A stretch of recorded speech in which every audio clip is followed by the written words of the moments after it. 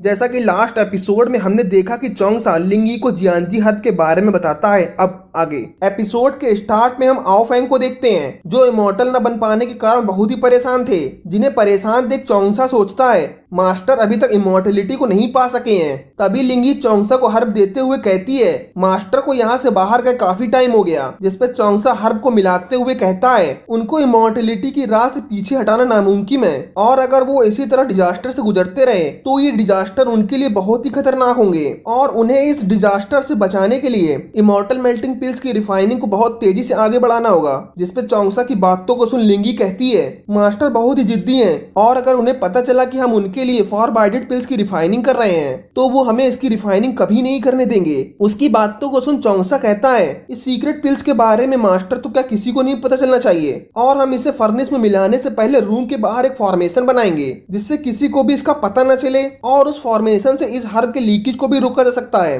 तभी लिंगी उस फॉर्मेशन के बारे में सुन कहती है क्या आपके पास वन पिल्स फर्नेस नहीं है, जिसपे चोंगसा कहता है वन पिल्स फर्नेस का लेवल बहुत ही कम होता है जिससे हम एडवांस लेवल की पिल्स को रिफाइन नहीं कर सकते।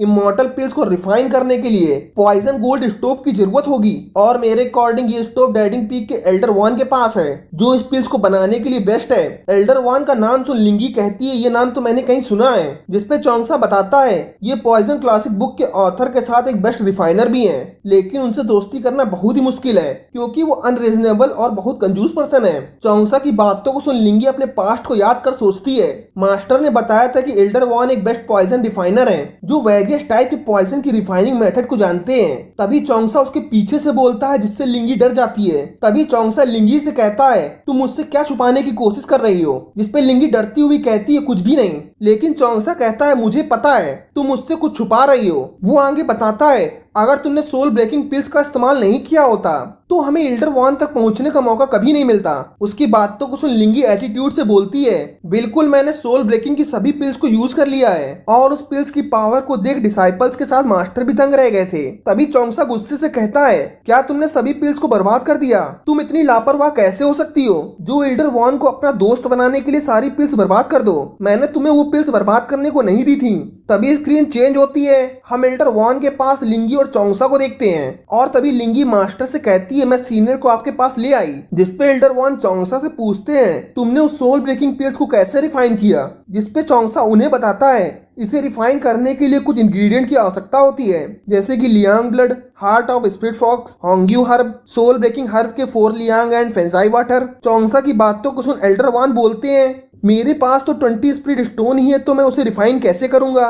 उनकी बातों को सुन लिंगी चौंक जाती है और सोचती है 20 स्पिरिट स्टोन में कैसे रिफाइन होंगे, लेकिन चोंगसा सोचता है लगता है मास्टर मेरा टेस्ट लेना चाहते हैं और अगर मास्टर कंजूस है तो मैं उनसे भी अधिक कंजूस हूँ, मुझे कोई ना कोई ट्रिक का यूज कर इस समस्या से आगे निकलना होगा।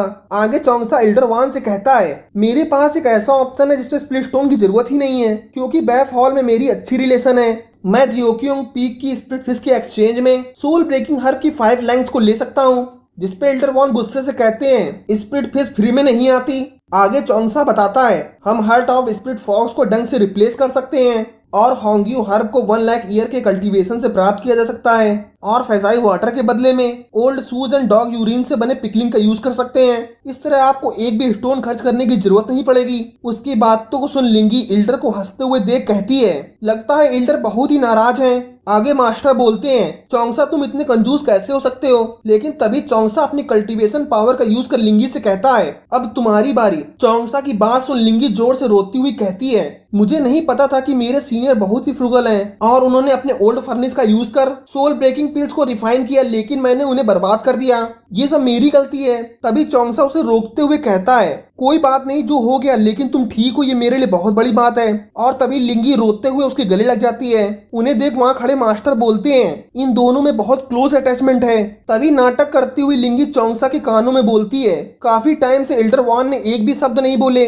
तभी एल्डर वन वहाँ आके चोंगसा से कहते हैं मैं अब उतना कंजूस नहीं जितने की आप हो। तभी चोंगसा उनकी बातों को सुन सोचता है जैसा कि वो एल्डर वन के बारे में जानता है वो अधूरी बात है। तभी एल्डर वॉन चोंगसा पर गुस्सा हो कहते हैं, तुम्हारे इतना घटिया होने के बाद भी तुम्हारा एक जूनियर है। ये बोल मास्टर वहाँ से जा ही रहे होते हैं। तभी लिंगी रोते हुए चोंगसा से कहती है, लगता है हमें गोल्डन स्टोव नहीं मिलने वाला। लेकिन तभी एल्डर वॉन उसका हाथ पकड़ उसे खड़ा करते हैं। तभी स्क्रीन चेंज होती है। हम लिंगी और चोंगसा को गोल्डन स्टोव के साथ देखते हैं। तभी चोंगसा लिंगी से बोलता है, अब तुम्हें गोल्डन स्टोव दिखाने का समय आ गया है। और तभी वो अपने कल्टीवेशन पावर से गोल्डन स्टोव को एक्टिव करता है। स्टोव के एक्टिव होते ही वो एक बहुत बड़े स्टोव में कन्वर्ट हो जाता है। तभी हम स्क्रीन में आओ फैंग को देखते हैं, जो लिंगी और चोंगसा को ही ढूंढ रहे थे। इस चोंगसा मास्टर को उन्हें ढूंढता देख उस गोल्डन स्टोव को मास्टर की नजरों से बचाने के लिए वो फॉरेस्ट एरिया में लिंगी को पॉइजन पिल्स की वेस्टेज की पनिशमेंट देने का नाटक करता है, जिससे मास्टर उनकी इमॉर्टल पिल्स मेकिंग का पता न लगा सके। तभी मास्टर की नजर चोंगसा और लिंगी पर पड़ती है और वो उन्हें जंगल में काम करता देख कहते हैं, यंग बहुत ही एनर्जेटिक है।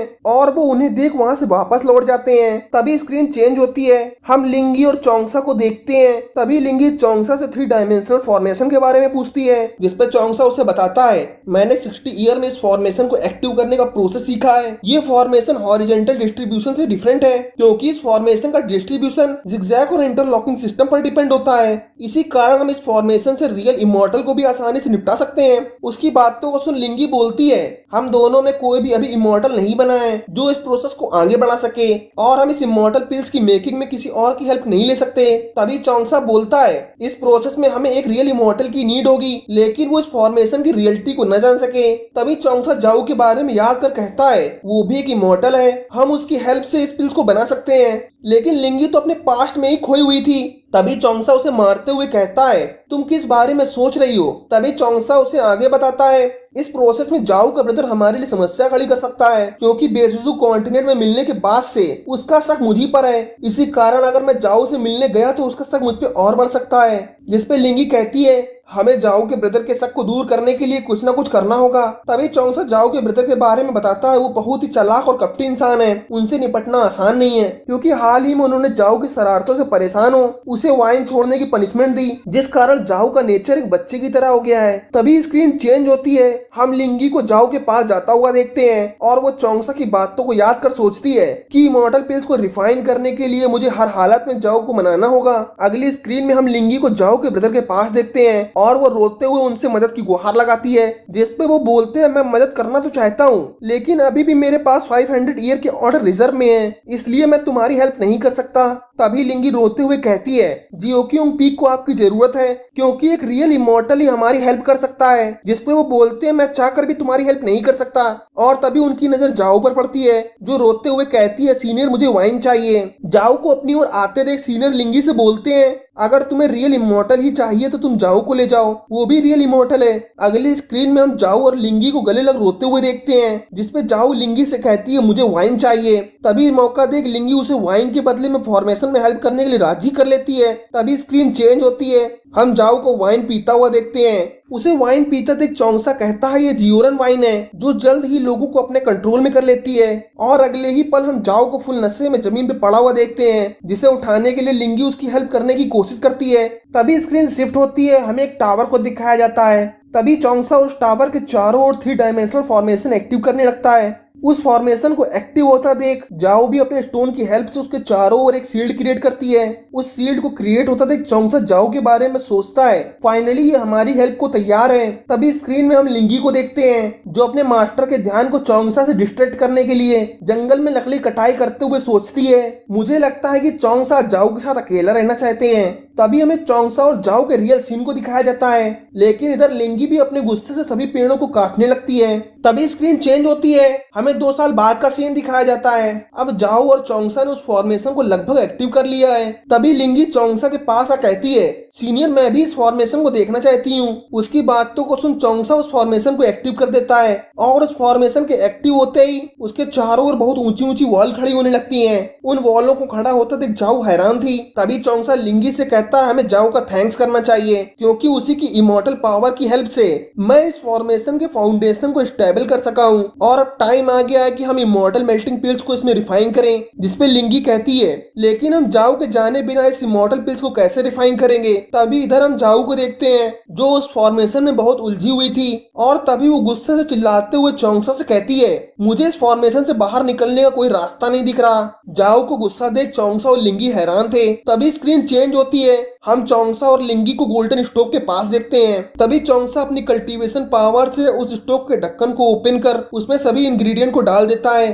तभी हम अगली स्क्रीन में जाओ को चोंगसा की हेल्प करते हुए देखते हैं और वो अपनी कल्टीवेशन पावर से उस स्टोव में आग जलाती है। तभी हम अगली स्क्रीन में जाओ के ब्रदर को देखते हैं जो उस फॉर्मेशन को देख कहते हैं ये फॉर्मेशन जाओ के लिए बनाना असंभव है, तो उन्हें इस फॉर्मेशन को बनाने के लिए इमॉर्टल की हेल्प क्यों चाहिए। तभी फ्लैशबैक में हमें 2 साल पहले का दृश्य दिखाया जाता है जहां मास्टर लियू उन्हें बताते हैं कि मैं जियोक्योंग पीक से आ रहा हूं और एल्डर वान ने मुझे किसी पिल्स की रिफाइनिंग के लिए जियोक्योंग पीक में गोल्डन स्टोव को देने भेजा था। तभी करंट की स्क्रीन दिखाई जाती है जिसमें जाओ का ब्रदर सोच रहा होता है कि वो पिल्स कौन सी हो सकती है जिसे चोंगसा इस फॉर्मेशन की हेल्प से बनाना चाहता है। और उनके इसी सस्पेंस के साथ इस एपिसोड का एंड हो जाता है। अगर आपको हमारा एक्सप्लेनेशन अच्छा लगा हो तो हमारे चैनल को सब्सक्राइब करना बिल्कुल मत भूलिएगा। मिलता हूँ नेक्स्ट एपिसोड के साथ।